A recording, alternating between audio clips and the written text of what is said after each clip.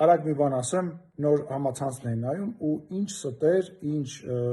կեղծիքներ ասես իմ մասին չհանդիպեցի։ Դադարեք բամբասելը, դադարեք ուրիշների կյանք մտնելը, դադարեք հնարելը եւ այդ հիմարություններին հավատալը եւ դա տարածելը։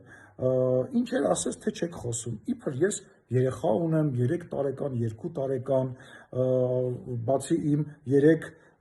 երեխաներից, իբր ես հանդիպում եմ իմ